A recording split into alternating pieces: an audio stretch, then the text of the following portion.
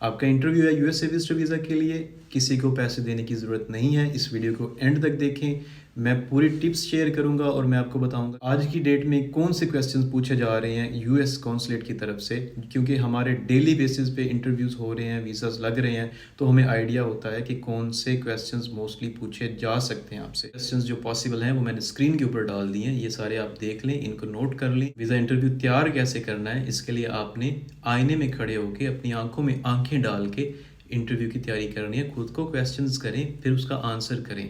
अगर आप चाहते हो कि मैं मोर प्रिसाइजली जाऊं तो आप नोट्स बना लो या फिर आप वीडियो रिकॉर्ड कर लो, जिस तरह अभी मैं आपके सामने वीडियो रिकॉर्ड कर रहा हूं। अपनी ओवरऑल एक्सप्रेशंस देखो, अपनी आई मूवमेंट देखो, क्योंकि आपने आई कांटेक्ट करना है वीज़ा ऑफिसर से जब वो आपको स्पेसिफिकली पूछता है कि व्हाट यू डू।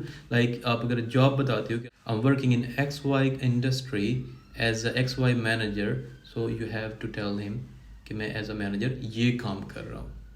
सबसे पहला क्वेश्चन जो कि नॉर्मली आपसे पूछा जाता है कि what's your purpose of visit to United States, जिसका आंसर आपने कंसाइज देना है। लाइक कुछ लोग कहते हैं कि आपने जस्ट ये कहने देना है कि मैं एज अ टूरिस्ट जा रहा हूँ यूनाइटेड स्टेट्स, या आप कह दो कि मैं न्यूयॉर्क जा रहा हूँ एज अ टूरिस्ट।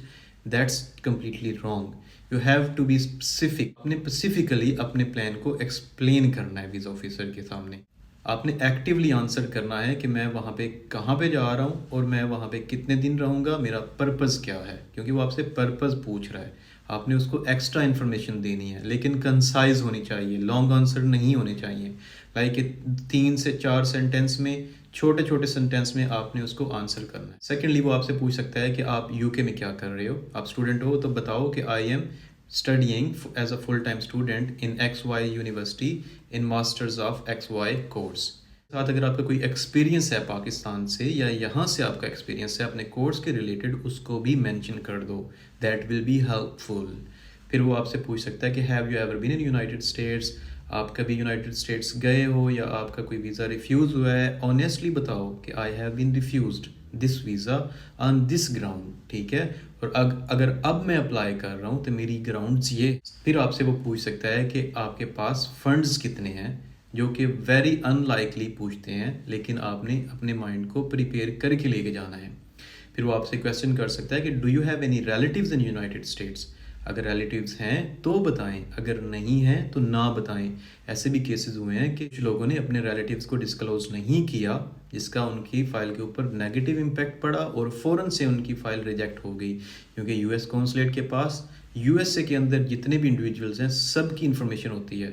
आप उनके रिलेटिव्स हैं, उनको पता है, ठीक है, आपको उनको छुपाने की ज़रूरत नहीं है। अगर आपका कोई भी रिलेटिव यूएसए में नहीं रहता तो डोंट डिस्क्लोज कि मेरा वहाँ पे कोई है। फिर वो आपसे पूछ सकता है कि have you ever been in any other country apart from your country of resident और कंट्री ऑफ नेशनैलिटी। अब कुछ लोग क्या करते हैं कि जो कंट्री ऑफ रेजिडेंस है, लाइक अगर हम यूके में रह रहे हैं तो उसको भी अपनी ट्रैवल हिस्ट्री में डाल देते हैं। वो आपकी ट्रैवल हिस्ट्री नहीं है।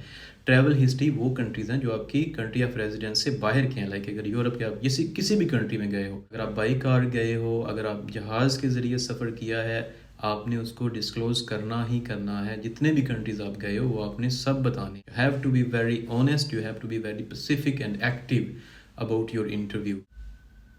अगर फिर भी आपको कोई कन्फ्यूजन है, दस्तक.limited पे मैसेज करें। We will try our best to help you in your interviews.